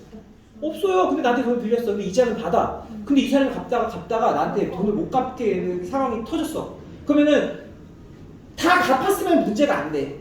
우리가 서로가. 근데 중간에 어딘가에서 그게 딱 끊어져. 돈이 도는 게 갑자기 팍 끊어져 버리잖아요. 그러면서 연쇄 부도가 나는 거예요. 이해되세요? 그게 뭐예요? 모기지 쇼크. 리먼 브라더스 돈을 빌려줘. 주택을 담보로 돈을 빌려줘. 주택이 담보가 있잖아. 내가 돈을 빌려줘. 그럼 나는 돈을 빌려주는 거에 대한 뭐가 있어요? 채권이 있죠. 이해되세요? 되죠? 네. 똑같은 개념이야. 그러면 그 돈을 또 누굴 주는 거야? 얘한테 주는 거야. 그럼 얘가 다시 나한테 주는 거야. 돈이 와. 그럼 그 돈을 또 주택담보대출하는 사람한테 또 빌려줘. 계속 돈이 나한테 들어오니까 그러면 계속 돈이 계속 돌면서 뭐가 되는 거야? 돈이 뻥튀기가 되는 거야. 실제 돈이 있는 게 아니잖아. 그러니까 한 사람 돈을 실제 돈이 있는 게 아니라 제가 저번 시간에 타짜 얘기했죠. 실제 돈이 있는 게 아니야. 그냥 이 종이 쪼가리만 왔다 갔다 하는 거야. 이해돼? 이해되지? 거기서 뭐만 갚으면 돼? 이자만 오면 돼. 이자만 왔다 갔다 하면 되는 거야. 이해되시죠? 근데 왜 그렇게 빌려줬어? 이 사람이 집을 산대. 나한테 돈을 빌려왔어. 그래서 나는 어음을 채권도 한 어음 종이에요. 채권을 받았어. 근데 이 사람만 사러 와요? 옆에 사람 사러 와. 옆에 사람 사러 와. 옆에 사람 사러 와. 그러면은 부동산 값이 올라 안 올라? 오르죠. 그러면 나는 이 사람한테 돈을 빌려주면서 이 사람한테 갖고 있는 거에 대한 담보 가치가 오르죠. 그러니까 얘가 생각해봤을 때는 그 은행에서 생각해봤을 때 이거 웃기네? 이거 계속 돈을 빌려주고 이 사람들이 계속 집을 산다라는 전제 조건만 있다면 자산 가치는 계속 오르겠다. 이렇게 생각할 수 있을까요? 있을까 없을까요? 있겠죠. 그러니까 미친 듯이 발행을 하는 거예요. 그리고 그 투자 상품을 우리나라 미국뿐만 아니라 전 세계가 그 투자 상품을 다 사는 거야. 그 어음을 그냥 이 어음만 갖고 있으면 이자 이만큼 받는데 이거 그냥 저기 은행에 넣는 것보다 더 많이 받는데 이렇게 생각할 수 있겠죠. 그 상품들이 다 사는 거야. 대신에 왜 그 상품 갖고 있으면 돈을 받을 수 있으니까. 근데 내 원금이 엄청나게 많이 들어가 있을 거 아니야. 이해되세요? 근데 중간에 부도가 난 거예요. 그래서 그 영화 보면 어때요? 한 스트리퍼가 집을 막 두세 채가 많이 삽니다. 근데 그 사람이 자산값은 계속 올라. 그리고 막 명의 변경을 해가지고 걔 이름이 무슨 페리인가? 뭐 페리래 뭐 뭐래. 그래서 페리를 막 찾아보니까 걔야. 걔한테 명의를 준 거야. 그래서 또 집을 사고. 이때 미국은 원래 망했어야 했을 때예요. 근데 안 망한 거야. 금융이라는 게 얼마나 그게 뭐예요? 파생상품이야. 그게 얼마나 무서운 시스템인지 알겠죠. 그러니까 파생상품을 여기서도 뭐라 그래요? 거들떠도 보지 말라 그러잖아. 왜? 파생상품은 결국 써볼 수밖에 없는 시스템이니까. 왜 서브프라임이라고 얘기를 하냐면 서브프라임 모기지 상태잖아요. 서브프라임이란 뭐냐면 서브잖아요. 프라임이면 좋은 신용이야. 그 좋은 신용만 갖고 거래를 했으면 문제가 안 돼. 근데 서브 그 밑에 있는 신용이 안 좋은 사람들까지 준 거야. 이러다 1금융에서 어떤 담보를 받고 돈을 빌려주거나 어떤 관리 감독을 잘해서 돈을 빌려줬다면 문제가 안 됐겠죠. 근데 자본주의 시스템이 아까도 얘기했지만 그럴 수 있어요? 없잖아. 다 안 빌려줄 수 없잖아. 누구는 또 돈을 빌려줘야 되잖아. 그쵸? 그러면서 그때 돈을 막 빌려줬던 거야. 그러면서 뭐가 더 터졌죠. 그러면 그걸 살려야 돼. 걔네들을 살려야 될 거 아니야. 걔네들 다 죽이면 이 경제 시스템이 돌아가 안 돌아가? 안 돌아가잖아. 그러니까 1금융 새끼들이 뭘 갖고 딜을 하냐면 그럼 금융지주회사 만들어줘. 이거 이렇게 나눴었잖아. 이거 이렇게 나눈 거 이거 다 같이 할 수 있게 해줘. 이렇게 해서 지금 그때 이후 우리나라도 하나로 뭉쳤죠. 미국도 하나로 뭉쳤어요. 그러고 나서 어때요? 자본의 뻥튀기가 더 많이 되는 거야. 이제 왜? 얘네가 컨트롤할 수 있으니까. 그러니까 얘네가 뭐가 된 거야? 하나의 카르텔이 된 거야. 그 돈을 완전히 이제는 쥐락펴락 할 수 있는 시스템이 돼버린 거야. 이해되세요? 근데 정부 입장에서는 얘네가 안 사면 누가 사? 골치 아프잖아요. 그러니까 조건을 또 딜을 받아준 거야.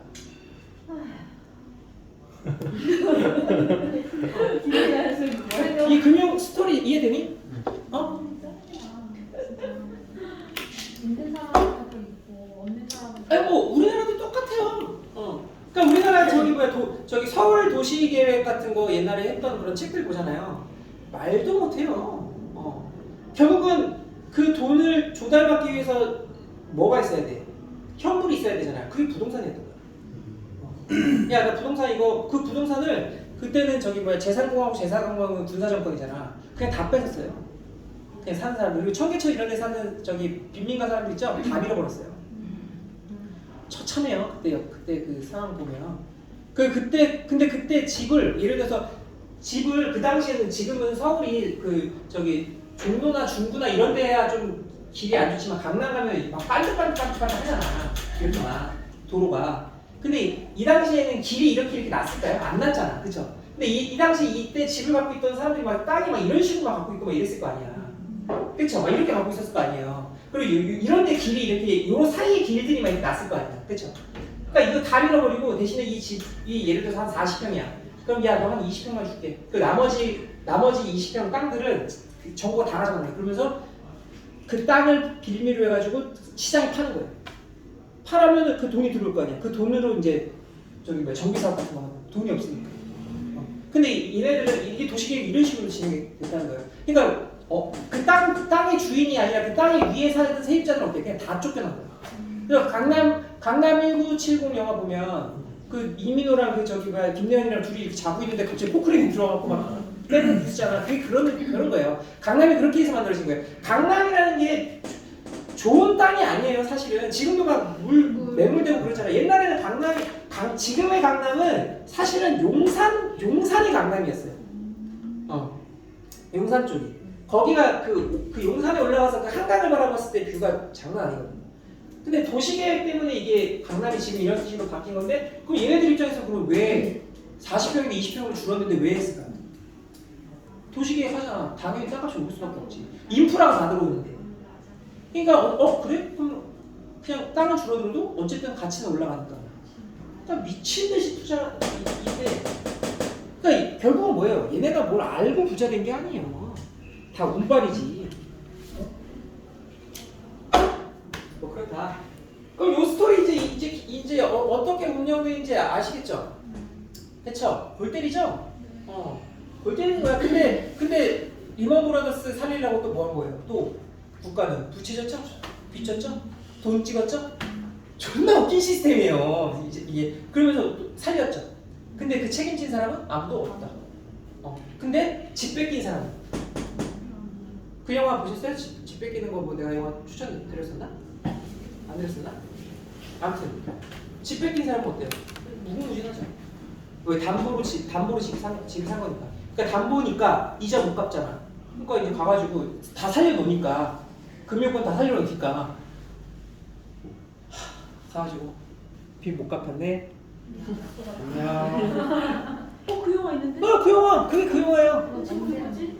제가 나중에 설명드릴게요. 부동산 그 명동. 골 때리죠? 응. 여러분 돈을 모르면 이렇게 돼요. 돈을 모르면 이렇게 됩니다. 내가 벌어들이는 돈을 내가 내 안에서 어떻게 잘 운영할까에 대한 그릇을 내가 계속 만들어 나가지 않으면 우리는 어느 순간 또 이 빚의 노예가 돼요. 왜 1편이 돈을 빚이다라고 시작했겠어요? 이 돈을 빚이기 때문에 이런 일들이 일어난다라는 거예요. 그쵸? 그러면은 저수익 자 펀드는 모르세요? 펀드는 뭐냐면 쉽게 이런 거예요. 개 같은 거예요. 개. 잘 맞아. 내가 얘기하니까 욕 같은데 개 같은 거예요. 개. 여의 개 아시죠? 개. 아예 지금 여긴 줄 알았어요. 그 멍멍이 된 줄 알았어요? 그런 게 아니야? 개 같은 게 뭐냐면 돈을 모으는 거예요. 그 여행이. 돈을 조금씩 걔도 그렇잖아요. 조금씩 돈을 모아가지고 돈이 어느 정도 커지면 이 사람 한 번 주고 그리고 또 모아서 이 사람 한 번 주고 이렇게 하잖아요. 근데 자본주의 체계 하에서는 이렇게 하는 게 아니라 얘네들은 운영사잖아요. 그러니까 얘네들은 자산을 막 발굴하러 돌아다녀.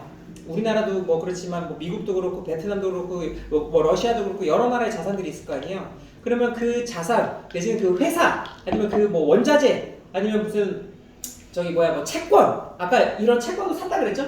그러니까 그 채권을 샀으니까 어떻게 된 거야? 개박살난 거예요. 그러니까 이런 것들을 막 돌아다니는데 그런 자산들을 사람들이 많이 사면은 그 가치가 올라가는 거잖아요, 그렇죠? 그러니까 그런 것처럼 근데 어쨌든 우리가 아까 저기 처음에 유진 씨가 말씀하셨던 것처럼 뭐 목돈 1억을 모아라 뭐 이런 얘기하는 것처럼 어쨌든 돈이 많아야지 굴러가는 게 큰 건 맞잖아요. 이해되시죠? 그러니까 걔네들이 굴리려면 근데 자기네들은 돈이 없잖아. 그러니까 똑같은 거야. 그러니까 국민들 돈을 조금씩 모으는 거야. 모아가지고 크게 만들어가지고 투자해서 수익이 나면, 그러니까 이런 거야. 예를 들어서 하나, 둘, 셋, 넷, 다여, 일곱 분이 예를 들어서 1억을 투자해요. 그러면 뭐 100만 원, 1000만 원, 1000만 원, 1000만 원, 1000만 원, 1000만 원, 1000만 원, 3000만 원, 4000만 원. 이러면은 지분이 여기가 제일 높겠죠. 그쵸? 그러면 내가 수익이 뭐 지분이 예를 들어서 한 10%야. 근데 내가 수익이 한 1억이 났어. 그러면 그 1억에 대한 10%를 먼저 가져가는 거야. 그 나머지는 거기 또 나눠가지고 조금씩 가져가는 거야. 이런 투자를 간접 투자라고 하는데, 직접 투자는 뭘까요? 직접 내가 기업을 선별해서 주식을 하는 게 그게 직접 투자예요. 근데 주식도 있고 채권도 있겠죠. 근데 내가 그걸 다 할 수 없잖아. 예를 들어서 개별적으로 공부를 하지 않는 이상. 그러니까 대부분의 사람들은 돈을 이렇게 맡기는 건데, 여기서 얘기한 건 뭐예요? 이지랄 싸움 같잖아요. 여기서 얘기하는 거. 그리고 갭을 아는 사람들이 아무도 없다라는 거예요. 그러니까 잘 알고 해야 된다는데 잘 아는 것도 아까도 얘기했잖아요. 그래서 어렵다는 거예요. 그러니까 결국은 이게 진짜 중요한 거예요. 멘토. 이게 나예요. 이게 나야. 그렇잖아. 이게 나잖아. 맞잖아요. 아니 여러분 이거 어디 가서 이런 얘기 이렇게 들어? 이거 저기 뭐야 유튜브에 찾아보면 이렇게 하는 사람 말해주는 사람 없어요 거의 이게 쉽게. 이게 잘하는 게 아니라 그러니까 KBS 하려고 한다는 게 뭐예요? 문화를 만들자는 거예요. 문화를. 그러면 이런 게 많으면 굳이 디테일하게 막 다 알아야 돼요? 아니에요. 그냥 내 삶을 살아가면서 그냥 이렇게 듣고 또 이게 와 닿으면 또 계속 조금씩 해 나가면서 계속 바뀌면서 만들어지는 거라는 얘기예요. 예를 들어서 우리나라 서울 시민이 이런 사실에 대해서 알고 자기의 삶을 계속 만들어 나간다면 함부로 그렇게 걔네가 할 수 없어요 절대. 그렇지 않아요? 모르니까 이렇게 한다는 거예요. 모르니까. 이 자체가. 그러니까 여기서도 그 얘기가 나오잖아요. 근데 없어요. 아무리 몇 식구 찾아봐도 없어요. 이런 사람, 다 뭐만을 쫓아요. 지 먹고 사는 것만 쫓지. 뭔가 이거를 어떤 단기적으로만 보지 장기적으로 뭔가 함께 하려고 하는 사람들이 없잖아. 원래는 함께 가야지 사실은 더 큰 서로에게 혜택이 가는 것에도 불구하고 안 하잖아요. 이렇게. 그러니까 문제라는 거예요. 이게. 사실은 간단하면서도 굉장히 어려운 거예요.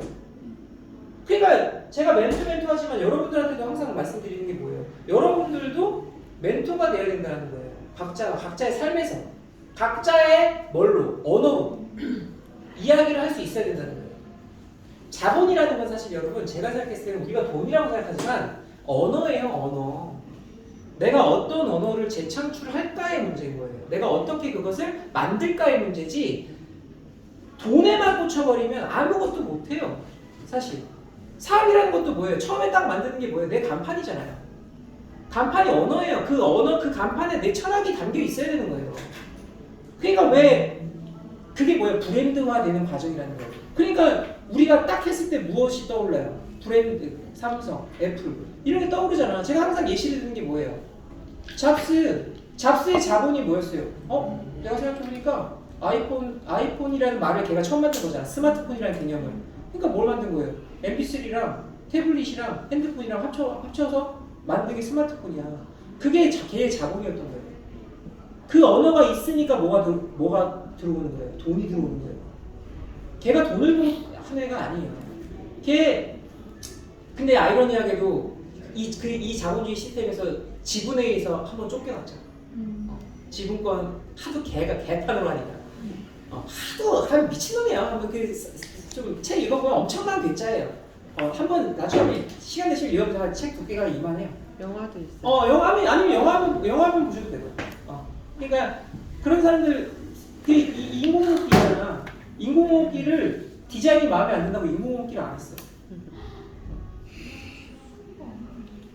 근데 그럴 수 있냐라는 거예요. 근데 그게 나도 그래. 병신 미친 새끼 아니야 이러는데 나는 그런 신념이 있냐는 거예요. 나는 그렇게 그런 걸 그렇게 바라볼 수 있냐는 거예요.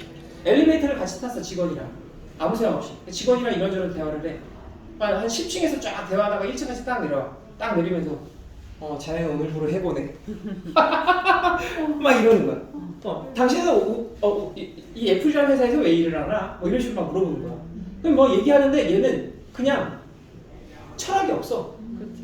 그러면 얘는 어떻게 된 거야? 그 공간 자체가 난데 그 공간이 나잖아요. 그 애플이 난데 나한테 이런 암덩어리가 있네? 걔는 그렇게 생각한 거야. 그러니까 얘는 뭐야? 회전이 안 되는 거야. 오히려. 그러니까 얘는 어떻게 해? 안녕 이렇게 돼. 그러니까 직원들이 어떻게 했다? 계단으로 어떻게 했다. 그건데 그러니까 인간은 그러니까 이게 우리는 한쪽 면만 보잖아요. 그러면 그 얘기만 딱 들으면 저 너무했다. 너무한 것도 있어. 근데 항상 얘기하잖아요. 전체를 아울 수 있어야 된다. 그런 면이 있지만 근데 그런 사람이 지금까지도 그 애플이라는 그 이미지를 만들었겠어요. 그건 완전 다른 면이 있다라는 거예요. 그럼 우리가 너는 얼마만큼의 신념이 있고 얼마만큼의 원칙이 있으면 이 세상을 어떻게 너는 만들어나가고 있니? 라고 그 사람이 반문을 한다면 사실 우리는 그러니까 주인의식이 엄청나게 강했다라는 거예요. 어떤 면으로 봤을 때 다른 거죠. 그러니까 싸가지가 없긴 없어. 내가 그 싸가지 있다는 게 아니라 싸가지 진짜 그렇게 없잖아. 나중에는 그게 엄청난 채식주의자였어요. 또 극도로 고기 자체를 안 먹었어. 그러니까 어때? 몸이 이제 잘 안 들어가는 거야. 나이를 먹고. 그러니까 이제 나중에 뭐 췌장암인지 뭐지 이상한 암 걸려가지고 끝까지 수술 안 하고 버티다가 나는 자연으로 치유를 하겠다 막 이런 또 인도 사상에 또 심취가 됐네. 막 그래가지고 막 나중에는 근데 그 인도 사상이 그 사람한테 엄청난 힘을 줬어. 근데 그게 이제 끝까지 가다가 나중에 이제 수술하는데 얼마 못 가서 이제 죽지. 그래서 이제 그 사람이 죽기 이전에 무슨 어느 대학교인데 되게 유명한 대학인데 까먹었다 대학 이름을. 거기서 이제 그 대학생들한테 강연을 하는 게 이제 모든 것을 막 해탈한 사람처럼 이렇게 얘기를 하죠. 힘이 쫙 빠진 상태에서 그렇게 날부기던 사람이. 그러니까 결국은 아무리 날부기고 뭐하고 뭐 해도 그냥 인간 다 뒤져요. 스탠포드 대학. 그러니까 항상 말씀드리잖아요. 현재에 집중하라고. 그렇게 계속 집중하다 보면 나도 모르는 사이에 우리가 아까 얘기했던 것처럼 이런 말들이 지금은 어느 정도 이해가 되는 것처럼 바뀌어 있다는 거예요. 굳이 뭐 내가 뭔가를 막 목적을 잡고 목표를 설정해서 뭐 아직 내가 해보지도 않은 것을 내가 향해 갈 필요가 없다는 거예요. 물론 목적도 중요해요. 하지만 그게 전부가 돼서는 안 된다는 거예요. 그리고 내가 만약에 그렇게 향해 갔을 때 그게 내가 생각한 대로 안 됐다고 할지라도 포기할 수 있어야 된다는 거예요. 근데 우리는 그렇게 못하잖아요. 대부분 사람들은. 그렇다. 항상 저번 시간에도 말하고 이번 시간에도 말하지만 중요한 건 내 그릇이지 돈이 아니다. 마찬가지로 3편에서도 금융진흥이라는 것도 그게 아쉬운 거야. 여기서 저는 이런 얘기도 했으면 좋았을 것 같아요. 저라면 이 다큐를 찍었다면 이 다큐가 2012년이잖아요. 그러면 2022년이 되면 주식은 엄청나게 상승돼 있었어요. 지금 2012년도에 코스피 코스닥과 2022년도에 코스피 코스닥과 굉장히 달라요. 여러분이 투자를 안 해보셔서 모르겠지만 10년의 시간이 지나서 그때보다 많이 뭐돼 있다? 올라 있어요. 근데 공영방송에서 방송에서 그런 걸 해줄 수가 없지. 왜요? 한 가지만 밀어줄 수가 없는 거 아니야? 아니, 그러니까 한 가지 미루라는 게 아니라 이런 얘기 이 자체가 뭐예요? 제가 얘기하는 요지가 자산을 가지라는 거죠. 자산을 가지라는 거죠. 그러니까 왜냐면은 이런 얘기는 사실 쓸데없는 얘기잖아. 이거 어떻게 바꿀 건데? 이 자체가 없는데 안 바꾸는데 지금도 이게 2012년에 나왔는데 지금 이런 사람이 있어요 주변에? 없어요. 내가 강조하는 게 아니라 없잖아. 주변에서 이런 교육하거나 이런 사람들 없잖아요. 그냥 어떻게 하면 그냥 상품으로 보잖아. 어떻게 하면 뜯어낼까? 어떻게 하면 정신안정화를 또 가입시킬까? 그러고 있잖아요. 그러니까 바뀐 게 아무것도 없는 와중에 돈은 미친 듯이 풀렸고 결국은 이 당시에 이게 나왔을 때 투자 많이 했다면 어쨌든 내 자산을 10년 동안 만약에 올바르게 했다면 여러분들이 앞으로 10년간 내지는 그냥 3년간 아니면 앞으로 꾸준히 계속 한다고 해서 10년 후에 여러분들 생각해보세요. 그게 중요한 거 아니에요? 여기서 얘기하고 있는 거 진행이. 저 죽을 때까지 해야 된다는 건데 그러니까 그냥 어떤 그 뭔가 한 방을 바라지 말라라는 거잖아요. 얘네들이 이렇게 매매 회전율을 높이 한 이유는 다른 이유는 또 뭐가 있겠어요? 돈 많은 사람들이 개지랄했을 거 아니야. 또 그렇지 않아요? 그러니까 한쪽만의 문제가 아니라는 거야. 둘 다의 문제라는 거야. 근데 알면 이렇게 투자해요? 안 하지. 안 하잖아. 그리고 또 뭐 해야 돼? 너 자신 알라. 내 가족한테 뭐 얘기하라고 그래? 야, 나 돈 그렇게 못 벌어요. 내지는? 야, 네가 생각하는 것만큼은 돈 없어. 그걸 뭐 하라 그래? 용돈 주라고 그래. 그럼 결국 뭐라는 얘기예요? 용돈 주라는 얘기는 노동하라는 얘기잖아요. 노동으로 네가 돈 버는 걸 어렸을 때부터 배우라는 얘기잖아요. 용돈이 그 개념 아니에요? 그쵸? 그러면서 뭐 이렇게 얘기했지만 사실 이런 교육하고 여러분들이 이런 것들이 머릿속에 들어오고 그게 삶에서 반영이 되고 하면 이런 거 이렇게 굳이 안 나눠도 그냥 애가 알아서 해요. 그렇지 않아요? 물론 뭐 이런 시스템이 중요한 건 나도 알겠어. 왜냐면 돈을 할 수 있는 게 이거밖에 없잖아, 사실은. 그쵸?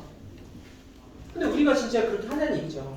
아이들은 자기네 집이 잘 살고 있다 생각한다잖아. 다 해주니까. 나도 오늘 나 지금 허리가 왜 아프고 생각해 했더니 애기 이거 뭐야, 이거 배에 이렇게 해갖고 애기 올리는 거 올리고 저기 이마트 갔다 왔어. 애기 무슨 쌀떡 없다 그래가지고 쌀떡 사러. 근데 애기가 이제 좀 커가지고 무겁더라고. 그러니까 같은 개념이죠. 그죠? 4편이 뭔지는 제가 까먹어서 모르겠지만 우리가 큰 맥락으로 보자고요. 돈은 빚이에요. 그럼 나는 빚인데 나는 어떠한 빚을 지고 있으면 그럼 빚을 질 수밖에 없는 이 환경 속에서 나는 이 빚을 어떻게 자산화시켜가고 있는가? 그리고 나는 어떠한 철학을 만들어가고 있는가? 빚을 어쩔 수 없이 빚에 대한 철학이겠죠. 그쵸? 그리고 그 빚으로 나는 소비를 하는데 그 소비가 너무 감정에만 빠져있진 않은가? 이성의 판단에 의한 소비를 하고는 있는가? 여기 그러잖아요. 감정으로 소비하고 뭐야? 이성으로 합리화한다며. 거기서 그런 얘기들 막 하잖아요. 그죠? 나는 그러지 않는가? 그리고 뭐예요? 여기서 가장 중요했던 거 2편에서 프로파간다, 선동. 결국 나는 그 전문가들한테 선동당하고 있진 않는가? 이런 얘기들도 나오죠. 굉장히 중요한 요소죠. 왜냐하면 결국 내가 버는 건 한계가 있고 그리고 이 소비 이외의 부분에서 결국은 여기서 이렇게 나눠야 될 텐데 그럼 그 금액 하에서 우리가 투자를 진행하는 거잖아요. 그치? 그러면서 공부를 해나가면서 그릇이 커지면 무엇이 생겨요? 나의 언어가 생기고 그러다 보면 갑자기 어느 순간 문득 사업 아이템이 딱 떠오를 수도 있겠죠. 근데 그 사업이 이 세상에 이로운가? 누군가의 시간을 단축시켜 줄 수 있는가? 그 사업을 통해서 돈이 잘 회전될 수 있는가? 이런 것들이 자연스럽게 들어온다는 거예요. 하다 보면. 근데 여기 계신 분들 직장에서 하시는 일들이 사실은 다 어때요?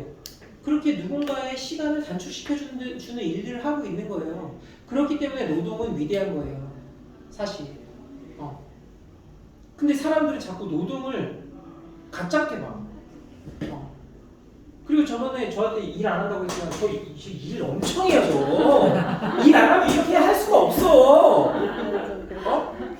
이해하세요? 하지만 남 밑에 있진 않을 뿐이지. 내가. 이해되시죠? 뒤끝 있는 거 아니죠? 뒤끝 있는 게 아니라 뒤끝이 아니라 혹시 오해할까봐.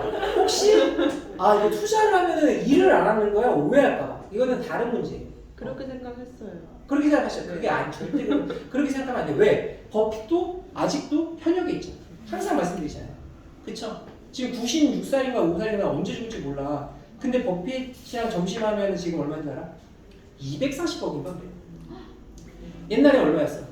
옛날에 한 20억인가 그랬어요. 옛날에. 근데 지금 나이가 들면 들수록 왜 그럴까? 왜 그럴까요? 가치가 있으니까. 가치가 있으니까? 또 그 사람의 시간을 사는 거. 시간이. 그쵸. 시간이 가치라고 본다면 네. 또 자, 이거 아직 안 와닿았어. 아직. 자, 돈은 뭐예요? 빚이죠. 이 말이 뭐예요? 왜 지금이 240억이에요? 빚이니까. 빚이 늘어나는. 빚이 늘어나니까. 이해되세요? 이해 안 돼요? 이해 안 돼? 돼? 안 자, 짜장면 값 지금 얼마예요? 8,000원 아니야? 6,000원? 지금 6,000원이야? 8,000원이래 지금. 옛날에 얼마예요? 옛날에 짜장면 들어가면 재료가 좋아졌어요? 왜 올랐어요? 밀가루 가루. 통화량. 아 왜 그래 갑자기 또 통화량이 옛날보다 많아졌잖아. 그러니까 상대적으로 뭐가 인플레이션이 일어난 거잖아요. 미친 듯이 돈을 풀렸으니까. 이해되세요? 왜 미술 작품들이 가격이 올라요? 미술 작품은 한 작품밖에 없는데 그걸 살려고 하는 수요가 많아서 올라오는 것도 있죠. 하지만 그 가치가 과거 대비해서 어때요? 통화량이 많이 올랐죠. 왜? 과거나 현재나 그 기업을 그 그림을 살려고 하는 수요는 별반 다르지 않을 거예요. 근데 왜 올라? 그만큼 돈이 가치가 떨어졌기 때문에. 워렌 버핏이 240억인 게 워렌 버핏이 주기적으로 만나려고 하는 사람들이 많아졌을 수도 있지만 결국은 뭐야? 그때보다 지금의 돈의 가치가 떨어졌기 때문에. 예를 들어서 민수가 내 결혼식에 왔어. 예를 들어서. 근데 민수가 형님 저 돈이 지금 벌어진 게 얼마 안 돼갖고요. 지금 한 5만 원 정도밖에 없을 것 같습니다. 그래서 얘가 나한테 5만 원을 냈어. 그래 5만 원 줄 수도 있지. 민수 아까 말씀하신 것처럼 내가 뒤끝이 있어. 근데 얘가 한 10년 있다가 결혼한대. 근데 내가 얘한테 가가지고 그래도 민수야 너 결혼한다 축하한다. 근데 원래 알지? 축의금은 줬던 대로 주는 거니까 하면서 갑자기 내가 얘한테 5만 원을 줘. 그럼 어떻게 돼? 안 되죠. 왜? 내가 있었을 때 5만 원의 가치와 10년 있다가 5만 원의 가치가 같아요. 달라요. 할 수 있는 게 없는 거야. 그러니까 오를 수밖에 없는 거예요. 근데 왜 자산을 안 갖냐고. 왜 자꾸 소비만 하냐고. 라고 얘가 얘기한 거야. 이 자본주의 얘가 얘기한 거예요. 자본주의가 얘기한 거예요. 맞잖아. 그쵸? 그러니까 결국 뭐 하는 거예요? 투자는 지키는 거예요. 나를, 내 자산을, 내 생활을. 왜? 나중 되면 못 지키게 될 거니까. 내가 그렇게 살면. 왜? 나는 늙으니까. 상대적으로. 이해되세요? 그러니까 내가 늙어도 잘 운영될 수 있는 시스템을 그러니까 만들어놔야 되는 거야. 언제부터? 어렸을 때부터. 이런 개념들이 딱 박히면 저같이 돈 안 써요. 왜 돈을 써? 얘네들 살아있는 거에 내가 아까 말씀드렸잖아요. 삼성이라는 씨앗을 심어. 현대라는 씨앗을 심어. 걔네는 알아서 이렇게 크는데 왜 내가 그렇게 막 소비를 미친듯이 하냐는 거죠. 소비가 결국 뭐야? 내 그릇의 문제다. 이거는 이제 그런 말 할게요. 그렇죠? 그다음에 이제 다 있죠. 이제 상업의 투자은행, 뭐 키워드 관련된 것도 후순위 채권. 후순위 채권은 뭐냐면 이런 거예요. 우리가 투자를 할 때 가장 예를 들어서 집을 전세를 얻었어. 그럼 전세권자한테 가장 먼저 우선순위가 주어지죠. 이해되시죠? 그러니까 근저당 설정을 먼저 하지 않는 이상은. 근데 마찬가지예요. 누군가한테 돈을 빌렸어. 돈을 내가 1억을 빌렸어. 그래서 얘가 내 채권을 갖고 있어. 근데 내가 망했어. 그러면은 채권을 갖고 있는 사람이 가장 먼저 이 사람이 갖고 있는 돈 중에 가장 먼저 받을 순위가 첫 번째예요. 그 다음이 후순위예요. 그 다음이 뭐예요? 투자하는 사람. 그러니까 투자하는 사람은 사실 돈을 못 받을 수가 또 있어요. 단 투자를 한 이유는 뭐예요?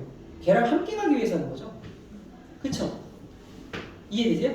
난 너랑 같이 갈 거야. 같이 성장할 거야 하니까 투자하는 거잖아. 그러니까 그 자체가 다른 거예요, 개념이. 근데 잘 생각해 보세요. 채권은 만기가 정해져 있죠. 그쵸? 채권으로 빌려준다는 거면 난 나중에 너한테 원금을 받는다는 조건이 있는 거잖아. 그쵸? 그럼 내가 몇 년 있다가 얼마만큼의 이자로 받는다라는 미래의 가치가 내가 파악할 수 있어요, 없어요? 있죠? 이해되세요? 이해되세요? 내가 예금을 했어. 이해 안 되면 이해 안 된다 그래야 돼. 그냥 넘어가면 안 돼요. 예금을 했어. 그러면 예금 이자가 몇 %인지 알죠? 그러면 1년 있다 내가 얼마 받을지 알아볼래요? 알죠? 그럼 채권이라는 것은 미래 수익을 내가 예측할 수 있어요, 없어요? 있잖아. 내가 1년 있다 얼마 받을 줄 알잖아. 정해져 있잖아. 예를 들어서 1,000만 원을 제가 은행이에요. 이자 나한테 예금하면 5% 이자 준대. 그러면은 머릿속으로 계산 때려서 1년 있다 그러면 5% 이자 주니까 1,050만 원 받겠네? 이렇게 알 수 있잖아. 이해되세요? 그쵸? 되시죠? 근데 주식은 어때요? 주식을 우리가 자꾸 수익률에 국한해져. 근데 사실 채권으로 따졌을 때 채권의 이자는 수익률이죠. 확실한 거죠. 근데 주식은 오르기도 하고 떨어지기도 하고 계속 변동되잖아. 근데 거기서 내가 마치 채권처럼 무언가를 수익률을 내가 벌 수 있다는 그 생각 자체가 말이 안 되는 거죠. 그렇지 않아요? 어떻게 변할지 모르는데. 그쵸? 이해되시죠? 그러니까 기본적으로 내가 주식 투자를 한다라는 개념을 내가 가지려면 이 기업과 함께 성장한다는 개념을 가져야 되는 거예요. 근데 내가 거기서 채권처럼 채권의 수익률을 얻겠다라는 생각으로 주식 투자를 한다는 것 자체는 내가 기간을 내가 설정하겠다는 거잖아. 근데 그 기간만큼 같이 가면 좋아. 근데 같이 가져요? 안 가져요. 그쵸? 그러니까 그게 위험하다는 거야. 그래서 그렇게 투자하면 안 된다는 거야. 이해되시죠? 투자는 사실 굉장히 간단한 게임이에요. 제로섬 게임이야. 동전 던지기와 비슷한 거예요. 앞면이 나오면은 수익이야. 뒷면이 나오면은 손실이야. 똑같죠? 내가 산 시장에서 오르면 수익이야. 떨어지면 손실이야. 딱 그거밖에 없어요. 확률은 50대 50이에요. 사실은. 그러니까 내가 어떤 시점에서 투자를 해서 하면은 뭔가 9번, 10번 벌면은 되게 많이 벌 것 같아. 그쵸? 근데 한 번 털리면 어때요? 그냥 작살나는 거야. 그러니까 단타를 하지 말고, 그리고 기업을 들어갈 때 어때요? 똑같아. 내가 어떤 소비하는 것처럼 한번 멈춰. 그리고 이 기업이 정말 내가 함께 갈 수 있는 기업인가? 가치가 있나? 그 가치를 평가하는 그 기준이 되는 하나의 척도가 뭐예요? 재무제표라는 거예요. 그 재무제표와 가격을 비교해 봤을 때 여기 좀 괜찮은 것 같아 하면은 그때 들어가서 같이 가는 거야. 그러다가 내가 갖고 있는 기업이 갑자기 어떤 상황인지 모르겠지만 뭐 돈을 잘 벌었든 어떤 뭐 전쟁이 일어났든 뭐 어떤 상황에 의해서 뭐 신기술을 개발했다 갑자기 확 올라. 그랬을 때 이제 그 기준 하에서 덜어내거나 아니면 더 매집하거나 이렇게 하면서 계속 가는 거예요. 그러면서 투자는 투자대로, 내 삶은 내 삶대로 계속 만들어 나가는 거예요. 따로. 그러니까 나는 일을 안 해도 얘는 뭐 하는 거예요? 죽을 때까지 일을 하는 거예요. 그 시스템이 자본주의예요. 그러니까 얘네들은 그걸로 합리화하는 거야. 야 사실 누구나 다 잘 살 수 있는 거야. 이렇게 얘기하는 거야. 근데 이렇게 하면 누구나 다 잘 살 수 있어요. 어떤 면에서 봤을 때. 근데 이렇게 안 하니까 문제야. 사람들이. 왜 그럴까요? 진짜 아이러니하지 않아요? 얘네들은 트레이딩 하는 애들은 뭐예요? 왜 이렇게 사고팔고를 많이 해요? 단타를 해야 돼, 얘네들은. 돈이 크니까 갑자기 미친듯이 빠져버리면 어떻게 될지 감당이 안 돼, 얘네들이. 그러니까 그 큰 돈을 갖고 1%, 2% 올라도 얘네들은 덜어내고 팔고 막 이런 짓거리를 해야 된다고요. 근데 얘네들은 꾸준하게 뭐가 들어와요? 돈이 들어오죠. 돈이 들어온다는 건 뭐야? 총알이 있잖아. 근데 개인들이 총알이 그렇게 많아요? 근데 왜 얘네한테 계란으로 바이식을 계속 하냐는 얘기예요. 그러면서 얘네한테 또 뭘 내? 수수료 내잖아. 사고팔고 할 때. 얼마 전에 오셨던 분이 뭐라고 하셨다고요? 수수료만 600만 원이다. 얼마나 많이 사고팔고 한 거예요? 그럼 그 사람은 이 회전율이 얼마나 많았다는 얘기예요. 이해되세요? 그러니까 지는 싸움이야, 그렇게 하면. 결국은 지는 싸움이라는 거예요. 그래서.